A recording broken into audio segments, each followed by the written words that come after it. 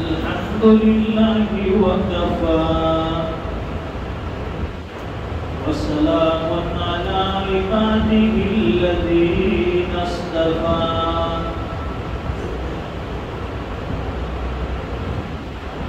خصوصا على أفضلهم وخاتم النبيين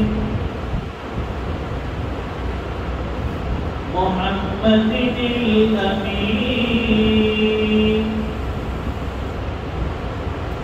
وعلى آله وصحبه أجمعين. أما بعد فأعوذ بالله من الشيطان الرجيم. بسم الله الرحمن الرحيم.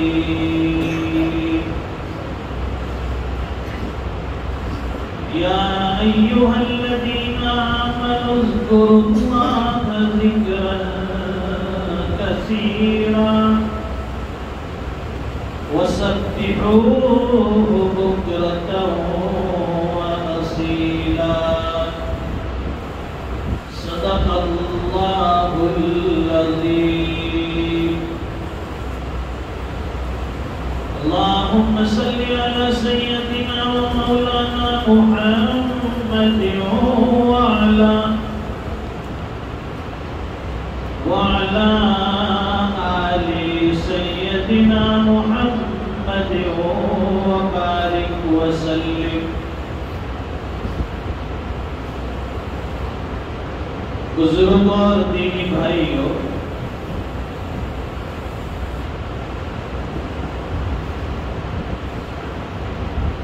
دنیا کا یہ دستور ہے کہ جو آدمی جس کو زیادہ یاد کرتا ہے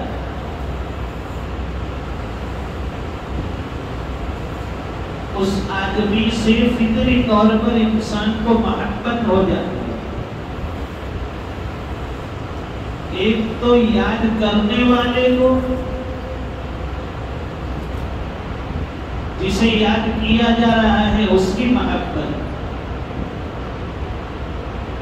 اور جسے یاد کیا جا رہا ہے اس کے دل میں یاد کرنے والے کی محبت. جانبین سے محبت کا سلسلہ چلتا ہے.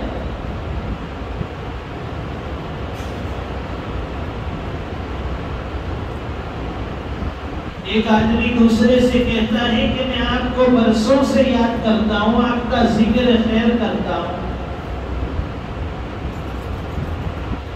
تو سامنے والا آدمی ظاہر ہے کہ اس کے دل میں بھی اس کی محبت آ جائے گی کہ بھئی یہ بندہ بیچارہ مجھے یاد کرتا ہے، بار بار میرا ذکر کرتا ہے، تو ظاہر ہے کہ میں بھی اس کے ساتھ محبت کا معاملہ کروں.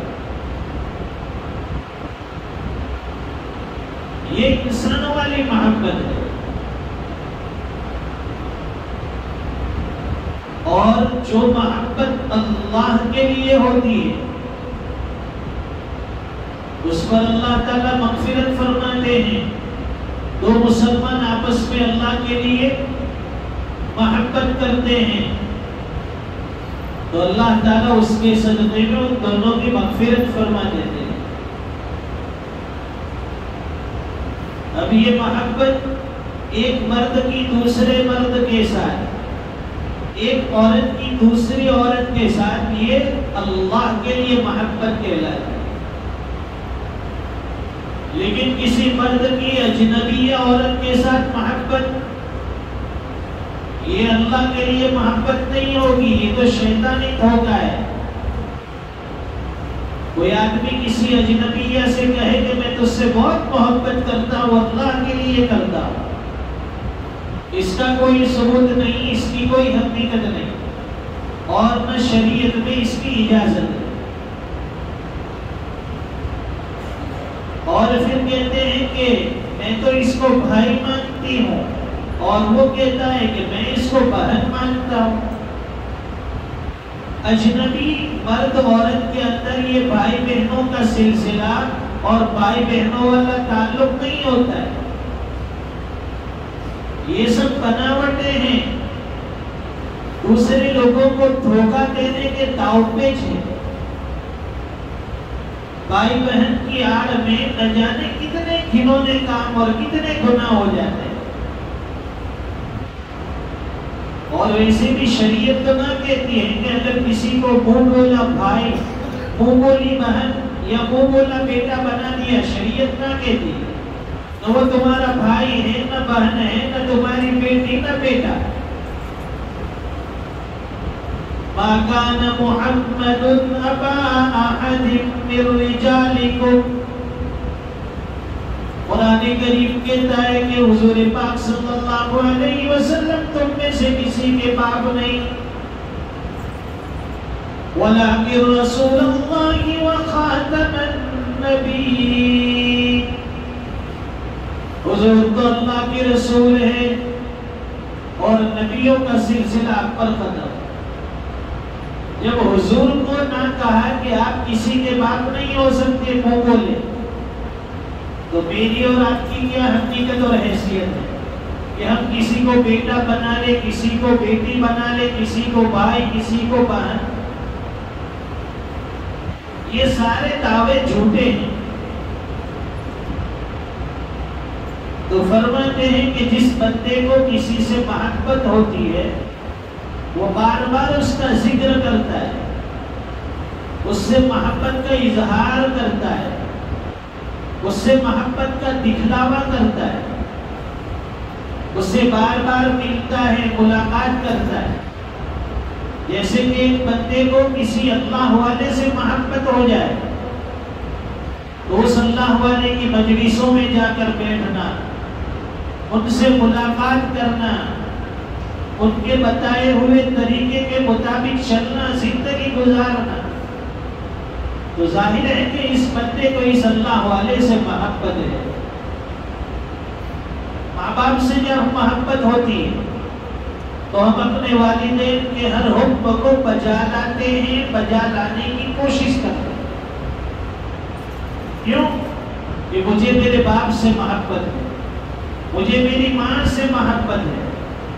اولاد کو باپ سے، ماں سے محبت، ماں باپ کو اپنی اولاد سے محبت، یہ دونوں ایک دوسرے کے مطیع فرما بردار، کہ میرا بیٹا بڑا فرما بردار ہے، میری بیٹی بڑی فرما بردار ہے۔ تو فرما بردار اولاد ہوتی ہے تو ماں باپ کے دل میں ایسی اولاد کی محبت ہوتی ہے، دل سے اور زبان سے دعائیں نکلتی ہیں کہ یہ میری اولاد میری آنکھوں کی ٹھنڈک ہے۔ اور اگر وہی اولاد نافرمان بن جائے، ماں باپ کا کہنا نہ مانے، تو ماں باپ کی زندگی کتنی مشکل ہوتی ہے۔ ماں باپ بڑے دکھی ہوتے ہیں کہ ایسی اولاد کے ہونے سے اولاد کا نہ ہونا اچھا۔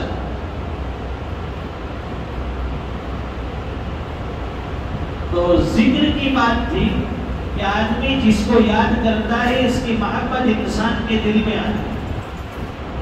ہمیں اللہ سے محبت ہے، اللہ کے رسول سے محبت ہے۔ قرآن کریم میں اللہ فرماتے ہیں یا ایھا الذین آمنوا اذکروا اللہ، اے ایمان والو اللہ کا ذکر کرو، اللہ کی یاد کرو، ذکر کثیرا، ذکر کثیر یعنی ہر وقت ہر حال میں اللہ کو یاد کرو، خلوت میں ہو یا جلوت میں ہو، سفر میں ہو یا حضر میں ہو، صحت کی حالت ہو یا بیماری کی حالت ہو، رات کا وقت ہو یا دن کا وقت ہو، ہر وقت اللہ کی یادیں۔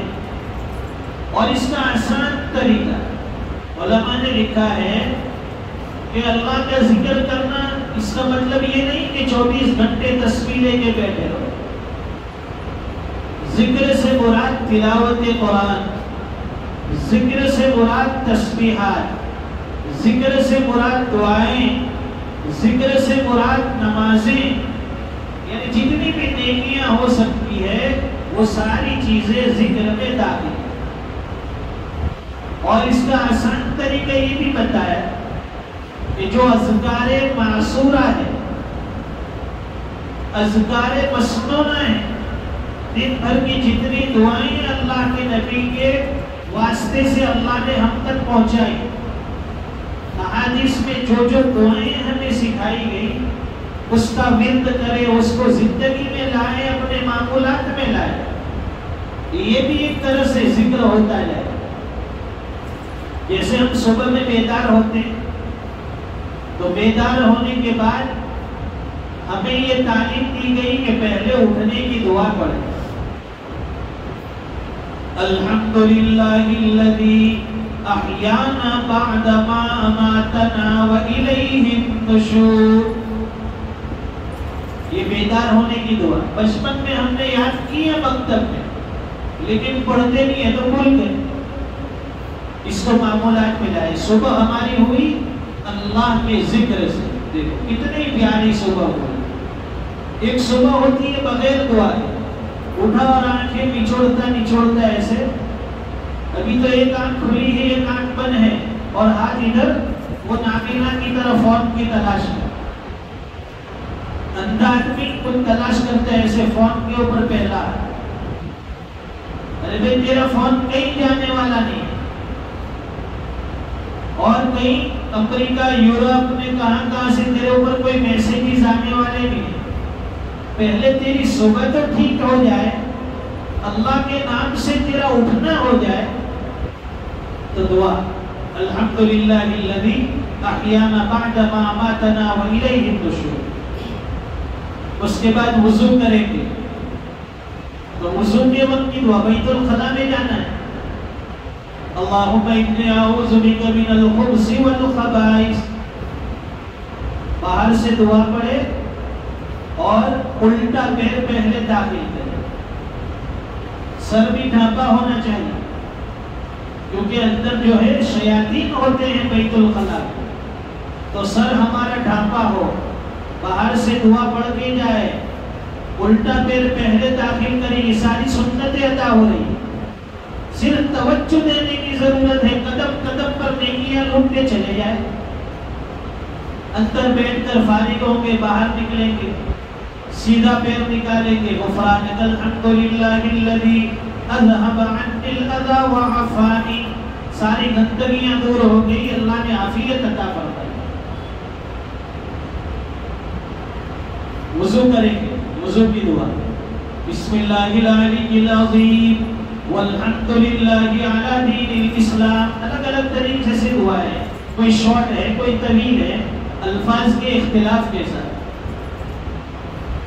اور درمیان میں بھی دعا پڑھتے رہے، ہر عضو کے دھونے کی دعائیں بھی ہیں، چہرہ دھوئے اللہم بیض وجہی یوم تبیض وجوہ اولیائک ولا تصود وجہی یوم تسود وجوہ اعدائک، ہاتھ دھونے کی اللہم آتینی کتابی بیمینی وحاسبنی حسابا یسیرا، زبان یعنی کلی کرنے کی، ناک میں پانی ڈالنے کی، مسح کرنے کی، ہاتھ پیر دھونے کی، ساری دعائیں وہ نہ آتی ہو تو ایک دعا پڑھتے رہے، اللہم اغفر لی ذنبی ووسع لی فی داری وبارک لی فی رزقی، یہ وضو کے درمیان میں پڑھتا رہے، وضو کے اخیر میں پڑھتا رہے۔ وضو کے بعد اللہم اجعلنی من التوابین واجعلنی من المتطہرین واجعلنی من عبادک الصالحین،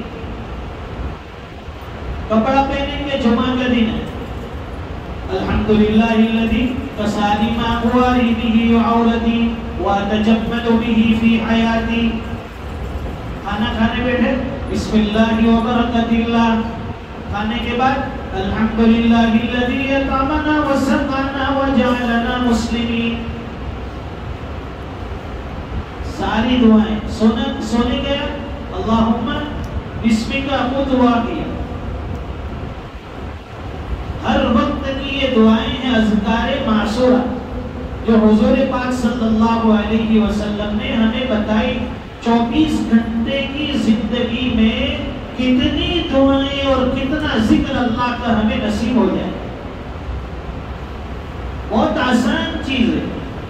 اور یہ جو کتابچہ دعاؤں کی چھوٹی چھوٹی کتابیں بھی پاکٹ میں آپ رکھ سکتے ہیں, جیب میں رکھ کر اسے یاد کر سکتے ہیں. بہت آسان ہے. اور دعاؤں کی خاص ضرورت ہے. جو کام تدبیر سے نہیں بنتا ہے اللہ تعالیٰ دعاؤں کے ذریعے وہ کام بنا دیتے ہیں. جیسے کہ ابھی حالات ہیں, ملکی حالات, اس وقت ہمیں دعاؤں کی ضرورت ہے. اللہ کے سامنے مانگنا ہے. 1 مہینے سے اوپر ہو گیا, بارش نہیں ہو رہی ہے, بارش نہیں ہو رہی ہے. سب کی زبان پر تذکرہ تو ہے کہ برسات نہیں تھا, لیکن یہ نہیں سوچتے کہ اب ہمیں کرنا کیا ہے. اللہ کی طرف متوجہ ہونا ہے.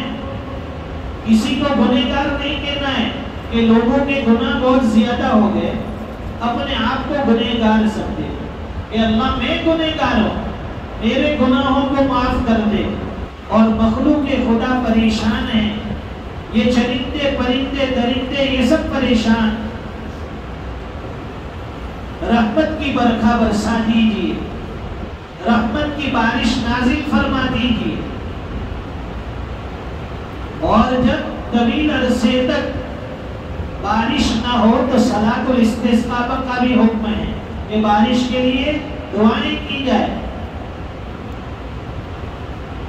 آج ہمارے حالات ایسے ہو گئے دوستو, انسان کے جب اعمال اچھے اوپر جاتے ہیں تو آسمان سے اترنے والے فیصلے بھی اچھے ہوا کرتے. ہمارے اعمال بد اوپر جاتے ہیں تو اوپر سے کوئی اچھے فیصلے نیچے زمین پر نہیں آنے والے. یا ایھا الذین آمنوا اذکروا اللہ ذکرا کثیرا, ایمان والو کثرت سے اللہ کا ذکر کرو. وسبحوہ بکرۃ واصیلا, صبح اور شام اس کی پاکی بیان کرو. یہ ذکر کے اندر علماء نے لکھا ہے کہ 5 وقتہ نمازیں بھی داخل ہیں. 5 وقت کی نمازیں یہ بھی ذکر ہے.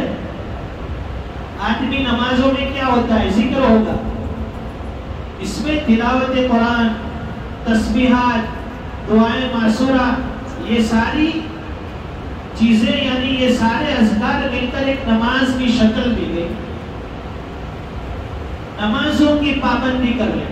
اور فرائض کے بعد لکھا ہے کہ فرائض کے بعد عام طور پر دعائیں قبول ہوتی ہیں, تو فرض نمازوں کے بعد دعاؤں کا اہتمام خاص طور سے کیا ہے. جو بھی فرض نماز پڑھیں گے اس کے بعد فوراً دعا. بلکہ علماء نے تو یہاں تک لکھا ہے کہ بندہ جب بھی کوئی نیکی کرے, جو بھی نیک اعمال ہم سے ہو جائے, نیکی کے بعد فوراً دعا مانگے تو انشاءاللہ وہ عمل یعنی وہ دعا قبول ہوگی. تلاوت قرآن کر لیا, اس کے بعد دعا مانگ. ہم نے کوئی صدقہ خیرات کر دیا, اللہ سے دعا مانگ. اور دعا کے لیے ضروری نہیں ہے کہ قبلہ رخ بیٹھا جائے, ضروری نہیں ہے کہ باوضو ہو, ضروری نہیں ہے کہ آپ ہاتھ اٹھائیں. کسی بھی حال میں دعا کر سکتے ہیں. کھڑے کھڑے, بیٹھے بیٹھے, لیٹے لیٹے, بغیر وضو کے, بغیر قبلے کی طرف رخ ہو. اور ہاتھ اٹھانا بھی ضروری نہیں, زبان سے حرکت بھی ضروری نہیں, دل میں دعا کریں. شیخ الاسلام حضرت مفتی تقی عثمانی دامت برکاتہ العالیہ فرماتے ہیں کہ میرے شیخ حضرت ڈاکٹر عبدالحی عارفی رحمۃ اللہ علیہ فرماتے ہیں کہ دعا کو زندگی میں اپنے معمول میں اس طرح سے لائے کہ ہر وقت کی دعا. جیسے گھر میں داخل ہو رہے تو گھر میں داخل ہونے سے پہلے دعا کرے اللہ سے کہ اللہ گھر میں داخل تو ہو رہا ہوں لیکن عافیت والی زندگی دینا, کوئی پریشانی والی خبر گھر میں جا کر نہ ملے, کوئی تکلیف والی خبر نہ ملے. وہاں سے دفتر آ رہے ہیں, مدرسے جا رہے ہیں, آفس جا رہے ہیں, دعا کرے کہ اللہ مدرسے جا رہا ہوں, دفتر جا رہا ہوں, وہاں سارے حالات سازگار ہو, کوئی تکلیف والی پریشانی والی خبر نہ ہو، ہر وقت کی دعائیں. تو دونوں کا فائدہ کیا ہوگا کہ اللہ تعالیٰ آنے والے حالات بھی دور فرمائیں گے، اور دوسری چیز کہ انسان کی زبان اور اس کا دل ہر وقت اللہ اللہ کرنے والا بن جائے. اور جب انسان غافل ہوتا ہے تو غفلت کی وجہ سے وہ گناہ کر بیٹھتا ہے، نافرمانی ہو جاتی ہے. غافل دلوں سے پھر گناہ سرزد ہو جاتے ہیں. گناہ آدمی اسی وقت کرے گا جب وہ اللہ کی یاد سے غافل ہوگا. جہاں کوئی گناہ ہوا، اللہ کی یاد دل میں آئی، انسان گناہوں سے بچ جاتا ہے. اللہ تعالی ہمیں ذکر کی توفیق نصیب فرمائے. اور اس وقت امت مسلمہ جن حالات سے دوچار ہے، بارش کی وجہ سے بھی پریشان ہے، اللہ تعالیٰ اپنی رحمتوں والی بارش برسائے. اور پورے ملک میں جہاں فسادات ہو، جہاں ناسازگار حالات ہیں، اللہ تعالیٰ مبدل بامن و امان فرمائے، سب کو عافیت نصیب فرمائے. وآخر دعوانا الحمدللہ رب العالمین.